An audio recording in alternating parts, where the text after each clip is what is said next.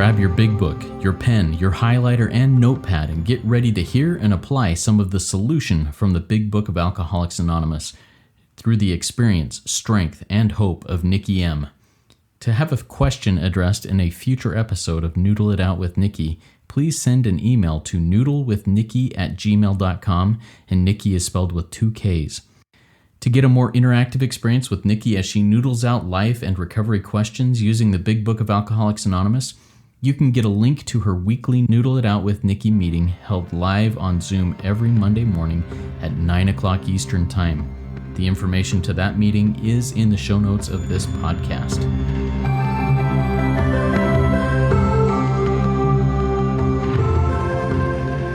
God morning, God afternoon, and God evening to all. My name is Justin B. I am a son of an all-powerful and all-loving, perfectly loving God and a qualifying addict of multiple fellowships, living in the miracle of recovery. And I'm here with the intelligent agent, spearhead of God's ever-advancing creation, and my co-host, Nikki M. Nikki, please take a minute and say hi, introduce yourself. Hi, everybody. I'm Nikki M., and I'm a grateful member of this beautiful fellowship and this program. And I really need it because as Justin and I are sitting down here, like we both are coming with a couple of resentments that we are asking to remove, but I've even got my camera off because my internet is not working so great this morning. And I'm just like, how are they sending a man to the moon? But I cannot call. I keep wanting to say you're in Washington. I think that's where you are, right? Yeah, Washington. Yes, I'm in Washington. There we go. We're gonna get here. And really the prayer is Justin prays us in, everybody, but really I want to add to it. It's just like, God, use us right now. Absolutely. Thank you, Nikki. Yeah. And I need this meeting today as much as anybody out there. I'm having experienced a little bit of resentment today. Thank you for praying us in with that, Nikki. I really appreciate it. All right. So RICO 12 is a family of recovery resources. Among those are this meeting, the Noodle It Out with Nikki meeting, Big Book Roundtable meeting that we release every Thursday, and the RICO 12 weekly speaker meeting, which is every Friday. We also have the Afro-Euro speaker meeting that releases every week.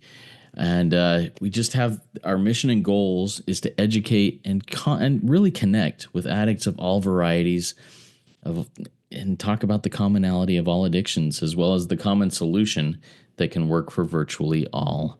So anyways, today we are going to bring a question to Nikki, as we do each time we record this, to find the solution in the Big Book.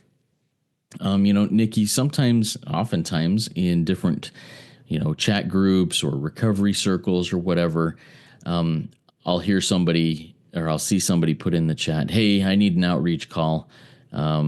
Is there anybody available for that?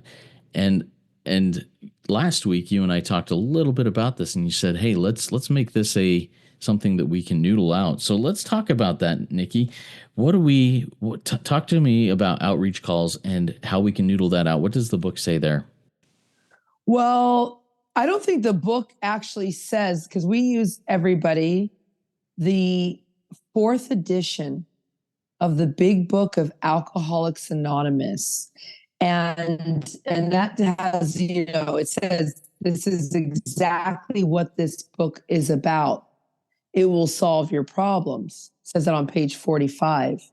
But I don't know where it says do outreach calls. Now, it does say on page 15, work with another addict will save the day. And so you have to do work. But it doesn't say into making calls. There's a whole chapter called into action. So with that work, what does that mean? Well, my instructions in my book, especially on step 12, a lot of you know I use a workbook, and it says,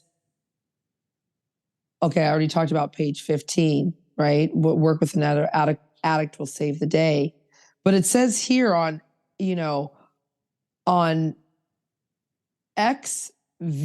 or XXVIII, it says that this seemed to prove that one alcoholic could affect no other addict or no non-alcoholic Okay, let me read this again, Justin. Sorry, this whole internet thing, my phone's falling, no video. It's just all so much. Let me get back in here. This seemed to prove, what seemed to prove, working with another addict, they're talking about that one alcoholic or an addict could affect another newcomer as no non-alcoholic or non-addict could, meaning I'm not going to get relief. Like an outreach call is not going to help me just talking about this. I need to get into it, because the next sentence is where I want to get to. It says, it also indicated that strenuous work. See, there's a key word there that says strenuous work. And I don't think sitting on an outreach call is strenuous work.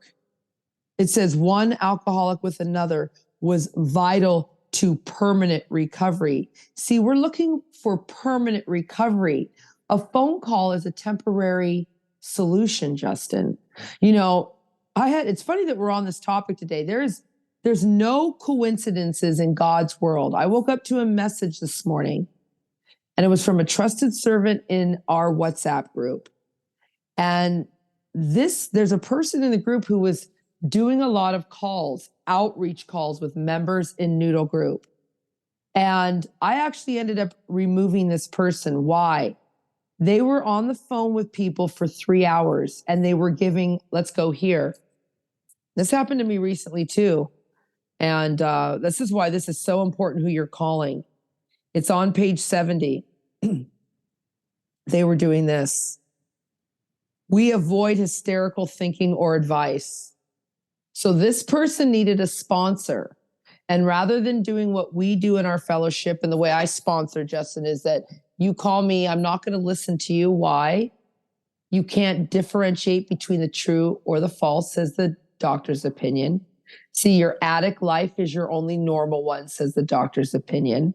So why am I going to sit on a phone call with you on an outreach and just listen to you in your crazy thinking that can't be differentiated between the true and the false? You're being driven by so much madness. That's on page 62, the 100 forms of fear, the 100 forms of self-delusion, the 100 forms of self-seeking, the 100 forms of, I think self-pity. So why am I going to listen to you? As a person on the other end of the phone, page 112 says, read this book. I've read the book. So why am I going to sit on the phone with you, listen to you in your delusional thoughts, because your addict life is your only normal one. This thought life, these fears and self-pity you're having aren't real.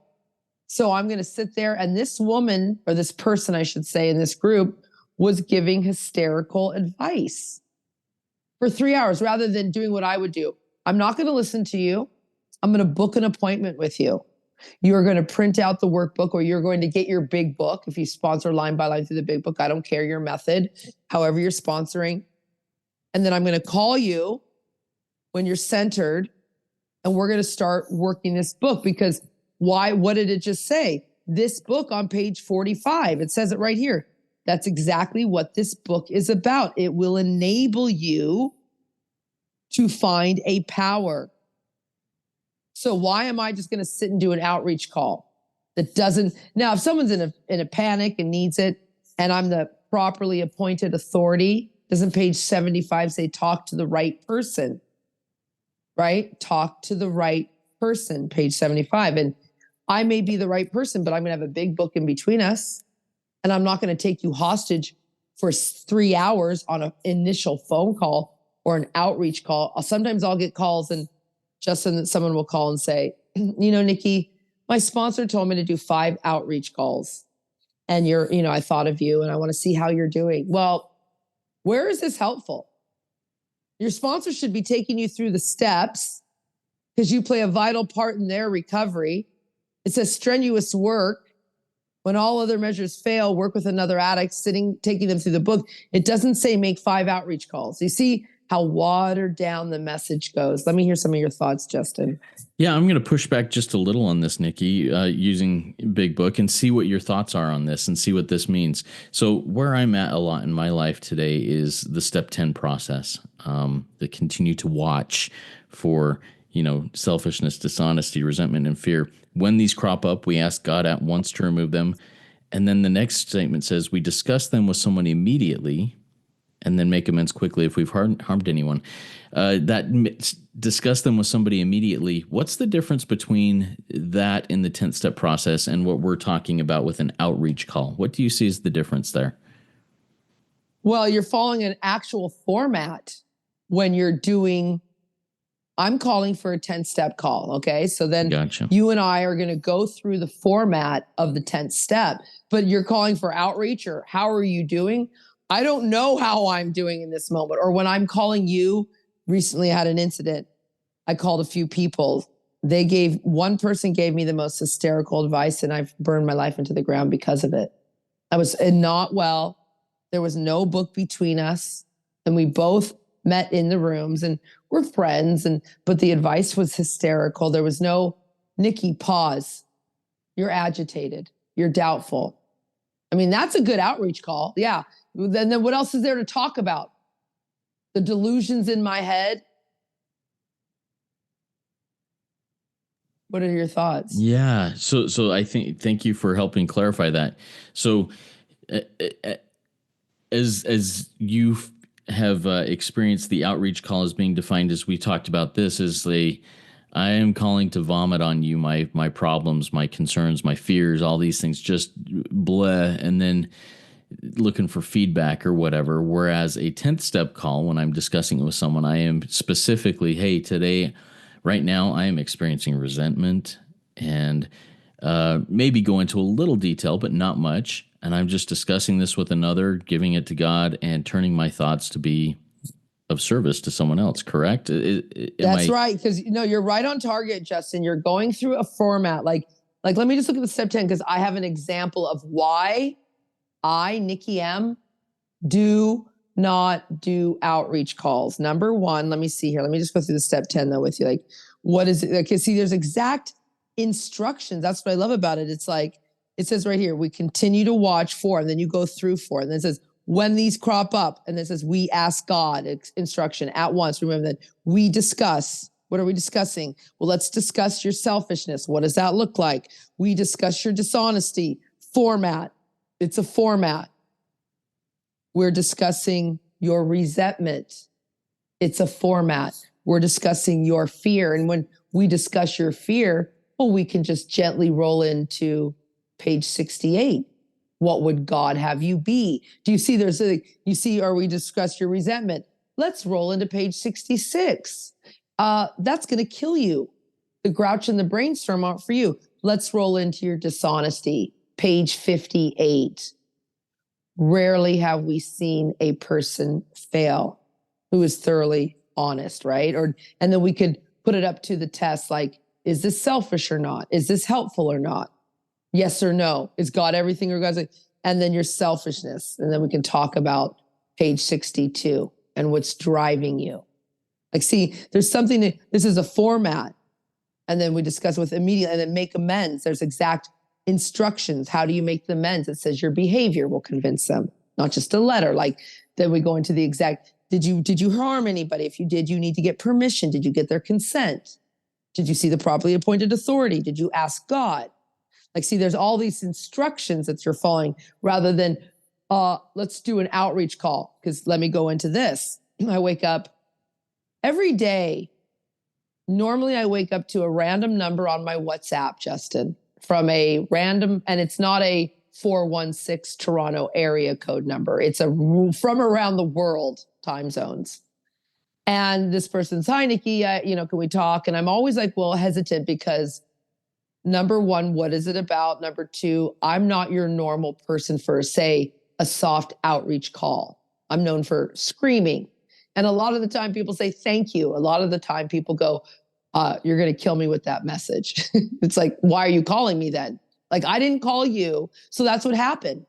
Someone left me a message and I was not going to call him. I normally have like this package I'll send. I'll send our podcasts. I'll send, the group chats. I'll send Rico information where they can get access, listen to these things and take notes. And if you still need my time and attention, I'll give you a call. On the rare occasion, I will just take one of these calls, Justin. Normally, I'm going to say 90% of the time, it's a big mistake. Okay. Because here, number one, they're not well. They just want answers. Somehow they've heard my name. They've heard something about Nikki and da-da-da-da-da. And they're not prepared for a one-on-one call with me. And they're sensitive and they're dying. It says in the book, Nikki, I'm sensitive. Yeah, I know that. I've read my book. Page 125 says it's a handicap. Now, you called me. I didn't call you. You see what I mean? Like, it's these outreach calls. It's like you wanted something, you called me. So you don't obviously want to hear what I have to say. The book actually says on page 117, we urge you to try this program, for nothing will help you except the radically changed attitude. Radically is extreme. Attitude that God will show you how to have. You don't want to hear what I have to say? You called me, you messaged me. So see, outreach calls can go real AWOL too, because these people think that, they're a lot of people are in a fantasy addiction. Oh, I remember this. Bob Darrell from Las Vegas. He is my superhero. I assigned magical, mystical qualities to him. And then 10 years later, I met him in Toronto. He comes as a speaker. I won't get into the details because other people have probably great experiences. My experience wasn't so great. You understand? Because here's Bob D, and it's going to be magical, and I'm going to tell him he sponsored me even though he doesn't know me, and it's going to be so great. And I'm going to line up, I'm going to shake his hand, and it's going to look like this, and we're going to be the best of friends. I don't even think he made eye contact with me, Justin. You understand? Like, I didn't even get 2 seconds with him, and it was just, the whole fantasy. And I get that with a lot of people. I'm going to call Nikki M, and she's going to, same thing. I'm going to call Justin B from Rico 12. And maybe you don't say the same. Maybe they catch you and maybe I'm not spiritually fit in that moment. And that's what I told the guy. And see, I like to arm people with facts. I said to him, listen, I'm going to take this call, but I'm out. I always say this. I'm not always. See, I'm exaggerating. There's my lying defect. I like to exaggerate. A lot of the time I will say this. I'm out of my mind today. So I'm just going to let you know, I'm going to arm you, page 18, with the facts about myself. I'm not well, but we can still talk if you want to. Like you said, Justin, today, you're like, how are you? We always, we always meet here on a Monday, and it's like, how are you, Nikki? And I'll tell you. And then, how are you today? Well, I've got a resentment. So right away, you and I are armed with each other's information. I know, you've got this, I've got that, and we know how to proceed. Is that making sense about back to this outreach call with a random stranger, 2 people coming together to, I'm going to say it's going to sound hard, circle jerk their problems all over each other. Like where do I go from here, Justin? Is this making sense? Yeah. And I think that, so where you started wrapping up there and talking about arming others with the facts, if somebody calls me and they're, wanting a quote unquote outreach call, if I say, hey, look, I'm not well, like what you said, I'm struggling with something today, or I have 3 minutes, I arm them with the facts. This is my availability right now, and lead it off there. I think that's a big help for me in that situation, to be able to say, hey, I'm going to let you know that I am I'm here, but I'm not, I may not be the solution you're seeking. Let's get into the solution you might be seeking, and put the big book between us and point to God. Any final thoughts on that, Nikki? Yeah, I just think, again, like, who was I talking to the other day? We were doing a quote unquote outreach call. Okay. And he's a, a little spearhead in the room. I'm a little spearhead, and it's kind of like an iron sharpening iron call, right? That's what we were doing, is more of an iron sharp, two or more people gathered together as a meeting is what we were doing. But, it says right here, he took me to this page 28. It says, we in our turn. And he showed me, because I said, oh, I can't offer you anything today. And he goes, Nikki, here, we in our turn. See, it's your turn not to be spiritually fit today.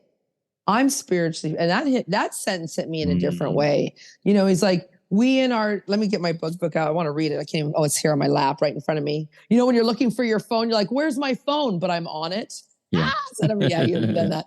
It says right here, we in our turn. And he explained that to me, and I've read that a million times. Like, in our turn, like today, maybe you're a little more spiritually fit, or I'm a little more spiritually fit, because we take turns and we're seeking this escape and we're desperate, right? And so also in our book where it says, it's I think on page 74, where it's like, rightly and naturally, we got to think well.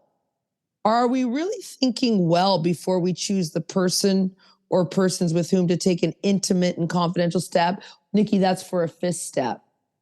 Well, no, it's for any step. It just says step. And I'm going to share my intimate into you, I see me, confidential. I got to keep, confined, confidential step, which requires confession. Confession of what? Confession of my innermost thoughts. And it says, I must, and of course, will want to go to the properly appointed authority, the person whose duty it is to receive it. Everyone's like, that's for a fifth step. No, that's all the time. I'm not thinking that. I'm just calling my girlfriends when I'm in a blackout of emotional codependency, and not all of them are spiritually fit. They're answering me. We're in a vicious cycle. I'm following hysterical advice, and I'm still paying for that decision today. See, it says, such parts of our story we tell to someone who will understand yet be unaffected. That's how you are spiritually fit. You understand, but you're just unaffected. So this is really a great question. Your outreach calls, and you're calling sick people. We're all sick people trying to get better here. The blind leading the blind. And so we've got to really follow these instructions carefully. And I think that's all I got on that final thought, which is, take your time. There's no rush, everybody. Really pause and think well before choosing the person with whom to speak to.